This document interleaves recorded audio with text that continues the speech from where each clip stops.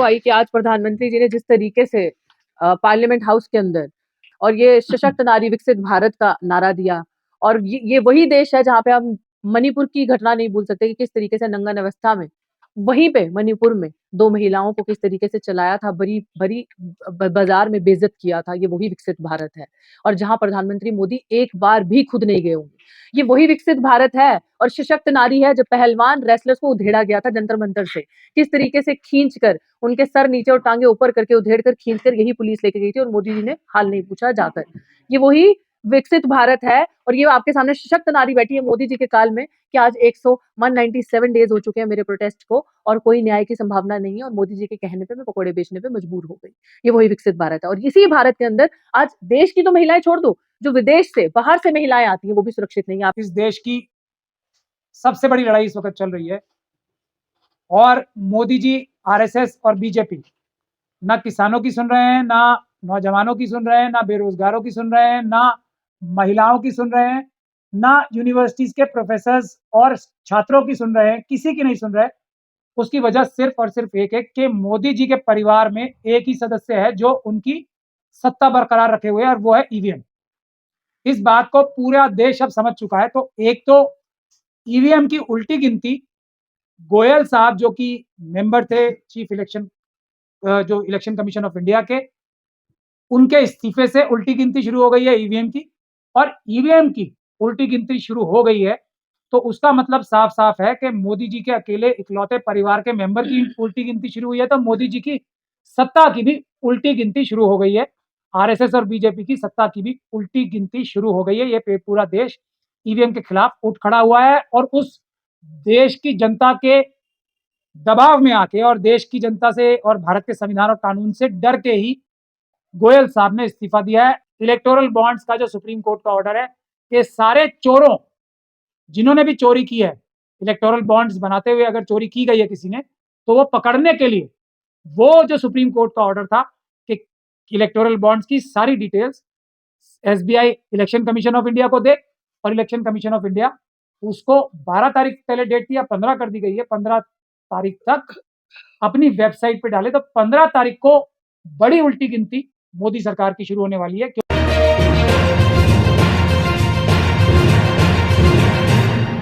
आज दो महत्वपूर्ण विषयों पे हम आपको जानकारी देना चाहते हैं, इसलिए आपको तकलीफ दी है शॉर्ट नोटिस पे। पहली कि जो ईवीएम की एक लड़ाई, जो इस देश की सबसे बड़ी लड़ाई इस वक्त चल रही है और मोदी जी, आरएसएस और बीजेपी ना किसानों की सुन रहे हैं, ना नौजवानों की सुन रहे हैं, ना बेरोजगारों की सुन रहे हैं, ना महिलाओं की सुन रहे हैं, ना यूनिवर्सिटीज के प्रोफेसर्स और छात्रों की सुन रहे हैं, किसी की नहीं सुन रहे। उसकी वजह सिर्फ और सिर्फ एक है कि मोदी जी के परिवार में एक ही सदस्य है जो उनकी सत्ता बरकरार रखे हुए है और वो है ईवीएम। इस बात को पूरा देश अब समझ चुका है। तो एक तो ईवीएम की उल्टी गिनती, गोयल साहब जो कि मेंबर थे चीफ इलेक्शन जो इलेक्शन कमीशन ऑफ इंडिया के, उनके इस्तीफे से उल्टी गिनती शुरू हो गई है ईवीएम की। और ईवीएम की उल्टी गिनती शुरू हो गई है तो उसका मतलब साफ साफ है कि मोदी जी के अकेले इकलौते परिवार के मेंबर की उल्टी गिनती शुरू हुई है, तो मोदी जी की सत्ता की भी उल्टी गिनती शुरू हो गई है। आरएसएस और बीजेपी की सत्ता की भी उल्टी गिनती शुरू हो गई है। ये पूरा देश ईवीएम के खिलाफ उठ खड़ा हुआ है और उस देश की जनता के दबाव में आके और देश की जनता से और भारत के संविधान और कानून से डर के ही गोयल साहब ने इस्तीफा दिया है। उसके बाद आज भी एक महत्वपूर्ण घटना हुई है, वो ये कि सुप्रीम कोर्ट ने बहुत ही सख्त रवैया अपनाते हुए स्टेट बैंक ऑफ इंडिया को फटकार लगाई है और 24 घंटे के अंदर, मतलब कल स्टेट बैंक बंद होने से पहले, इलेक्टोरल बॉन्ड्स का जो सुप्रीम कोर्ट का ऑर्डर है कि सारे चोरों, जिन्होंने भी चोरी की है, इलेक्टोरल बॉन्ड्स बनाते हुए अगर चोरी की गई है किसी ने, तो वो पकड़ने के लिए वो जो सुप्रीम कोर्ट का ऑर्डर था कि इलेक्टोरल बॉन्ड्स की सारी details SBI election commission of India को दे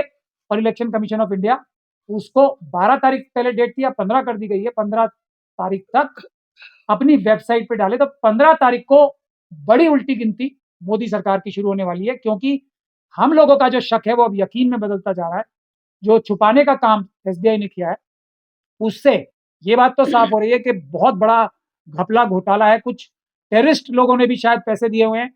कुछ देश के दुश्मन ताकतें जो हैं पाकिस्तान और चाइना की जो इंटेलिजेंस एजेंसीज हैं, उन्होंने अपनी फ्रंट कंपनीज बना शेल कंपनीज बना के बहुत सारा पैसा बीजेपी और आरएसएस को दिया हुआ है। वो खुलने की भी बहुत बड़ी संभावना 15 तारीख से हो जाएगी और हम उसमें एफआईआर भी दर्ज करेंगे। लेकिन आज जो बड़ा ऐलान हम करने जा रहे हैं, ईवीएम तो है ही मुद्दा, जो मुद्दा सब मुद्दों से सबसे बड़ा मुद्दा है, लेकिन जो डॉक्टर रितु का एक आंदोलन चल रहा है, पूरी दुनिया और देश देख रही है, वो ना सिर्फ एक शेड्यूल कास्ट महिला का मसला है, बल्कि पूरे भारत की नारियों का मसला है। और जो हमारे पढ़े लिखे नौजवान हैं ना, खास तौर पे जो प्रोफेसर हैं पीएचडी करके, और जो मेधावी छात्र हैं, जैसे आशुतोष जी बैठे मेरे मेरे इस तरफ और इस तरफ रितु जी बैठी हैं, जो पढ़े लिखे समझदार, देश के सबसे ज्यादा समझदार लोगों में से हैं, वो एक ऐसी महिला मेरे दाहिनी तरफ बैठी है और एक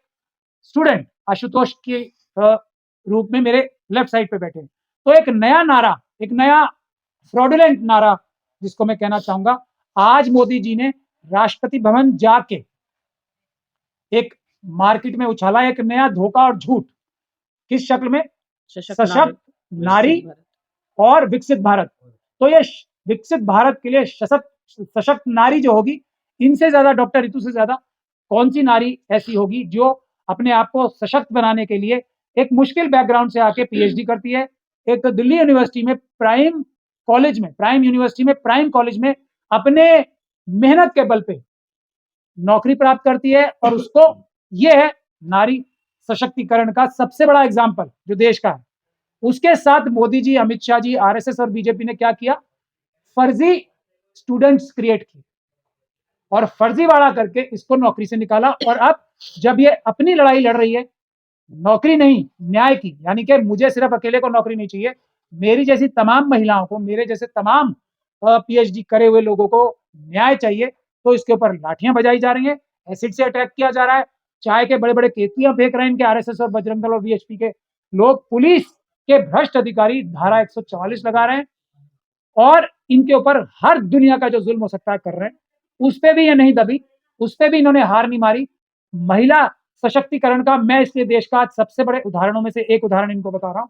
तब भी इन्होंने हार नहीं मानी। इन्होंने कहा कि मोदी जी, आपने पकौड़े तलने के लिए कहा था ना, मैं पीएचडी करने के बाद भी, नौकरी प्राप्त करने के बाद भी, अपना सारा सशक्तिकरण प्राप्त करने के बाद भी, मैं अब पकौड़े बेचने के लिए आपने मुझे मजबूर करना था ना, तो मैं पकौड़े ही बेच के अपना काम चलाऊंगी, अपना पेट पालूंगी, लेकिन भीख नहीं मांगूंगी, आत्महत्या नहीं करूंगी।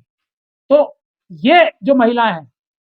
अब जो ये आज नया फ्रॉड जो उन्होंने किया है, मैं इन्हीं से कहूंगा 16 तारीख को प्रधानमंत्री मोदी जी को बड़े लेवल पे पकौड़े बेचने का जो ये काम कर रही हैं, बेचे जाएंगे हम प्रधानमंत्री जी के घर पे। मैं चाहूंगा कि 16 तारीख का प्रोग्राम डॉक्टर रितु और आशुतोष ही अपने मुंह से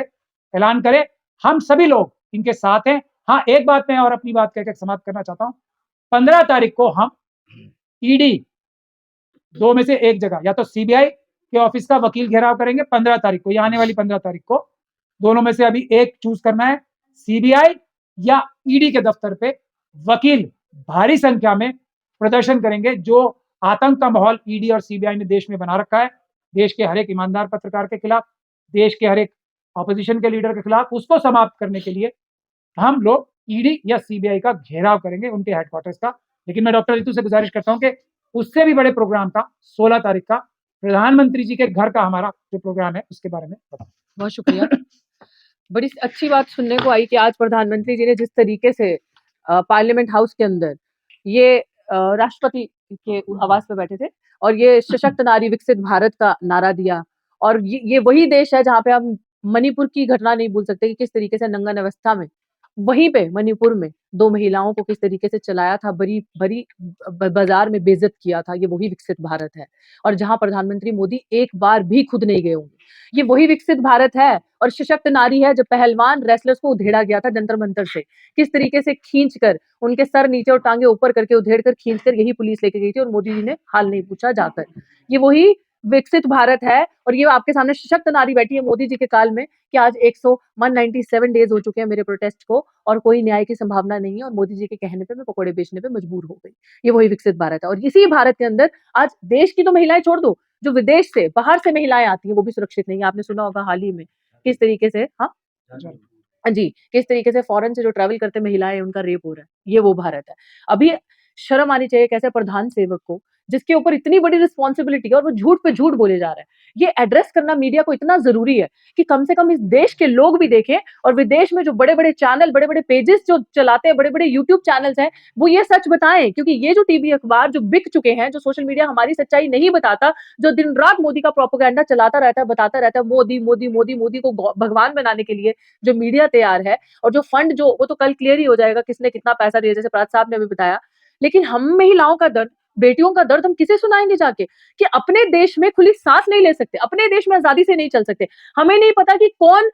किसका कितना बड़ा क्रिमिनल उसका जाके कनेक्शन बीजेपी से निकलेगा। हमें नहीं पता कि हम सेफ कहाँ पे हैं, किस-किस जगह जाके बैठना है इस देश के अंदर और पढ़ लिख कर गरीब समाज से आने के बाद, छोटे शहरों से आने के बाद आपकी जान-माल को भी खतरा है यहाँ पे, सुरक्षा भी नहीं, फिर पढ़ लिख कर जब बड़ी मुश्किलों से आपको नौकरी मिल जाएगी, तो इन्हीं के कौन है वो आरएसएस की, बीजेपी की, जो सविता रॉय क्रिमिनल, वही इसी ऐसी महिलाएँ आगे बैठी होंगी आपकी नौकरी वापस लेने के लिए, छीनने के लिए, सही तरीके से नहीं तो गलत तरीके से। तो इनका नकाब उतारना बहुत ज़रूरी है।